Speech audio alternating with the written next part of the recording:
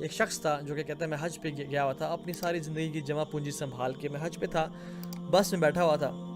میں نے بس میں بیٹھے ہوئے باہر کھڑکی سے دیکھا تو ایک بوڑھی عورت، اس کو شاید کوئی ٹانگوں کا مسئلہ بھی تھا، آرتھرائٹس تھا یا کیا تھا، جو بھی تھا، اس کی وجہ سے وہ لنگڑی ہو کے اور وہ چل رہی اور حج کر رہی ہے. تو اس بندے نے سوچا کہ تیرا کیا فائدہ، تو حج کرنے آیا ہے، کیا فائدہ کہ جب تم تو نوجوان ہو کے ہٹے کٹے ہو کے سیٹ پہ بیٹھے ہو اور بوڑھی عورت یہ نیچے چل رہی ہے.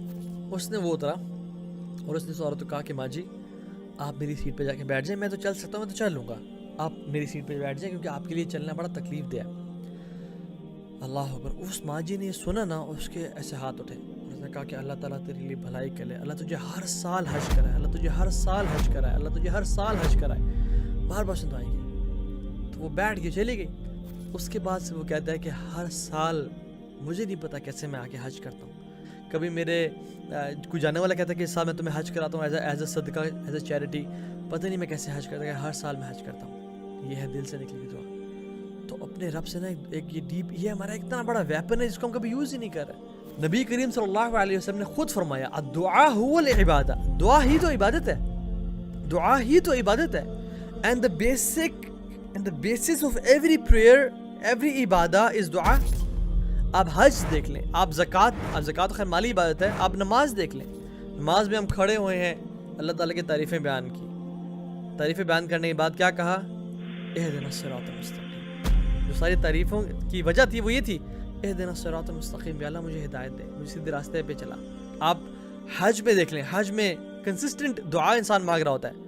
اینڈ the best دعا on the day of Arafah is لا الہ الا اللہ وحدہ لا شریک لہ لہ الملک ولہ الحمد وہو علی کل شیء قدیر.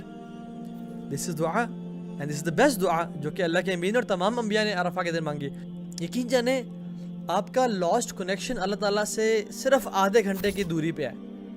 آدھا گھنٹہ چھت پہ چلے جائیں، آدھا گھنٹہ اکیلے ہو جائیں، اپنی گاڑی میں بیٹھ جائیں، کہیں بھی چلے جائیں، مصلی پہ بیٹھ جائیں اور ہاتھ اٹھائیں اور اللہ تعالیٰ کی حمد و ثنا بیان کریں، جتنی آتی ہے کثرت سے بیان کریں، اپنے نبی کریم صلی اللہ علیہ وسلم پہ درود بھیجیں اور پھر اپنی عاجزی اور انکساری کا اعلان کریں. یا اللہ میں کتنا گناہ گار ہوں، یا اللہ تیری مجھ پہ اتنی نعمتیں ہیں، رحمتیں ہیں، کرم ہے کہ میں گن نہیں سکتا. میں ایکنالج کرتا ہوں یا اللہ، اور مجھے کرنا کیا چاہیے تھا کہ میں تیرا اچھا انسان بنوں، لیکن میں نے کیا کیا کہ میں گناہوں میں پڑ گیا، میں نے ظلم کیا اپنے نفس پہ. فاغفر لی فإنہ لا یغفر الذنوب الا انت، تو مجھے معاف کر دے، بے شک تیرے علاوہ کوئی معاف کرنے والا ہی نہیں ہے.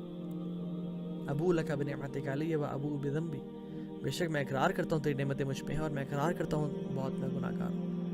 ربی انی ظلمت نفسی ظلما کثیرا، یہ ہمیں ہر تشہد میں دعا مانگنی چاہیے. ابو بکر صدیق کو رضی اللہ تعالیٰ عنہ، ان کو اللہ کے مین نے یہ ایڈوائز کی تھی کہ ابو بکر یہ دعا مانگو، ربی انی ظلمت نفسی ظلما کثیرا، یا اللہ میں نے اپنے نفس سے ظلم کیا اور بہت زیادہ ظلم کیا ہے، ولا یغفر الذنوب الا انت، اور آپ کے علاوہ کوئی گناہ معاف کرنے والا ہے کوئی نہیں. فاغفر لی مغفرۃ من عندک، مجھے معاف کر دیں. اور کس طرح کی معافی؟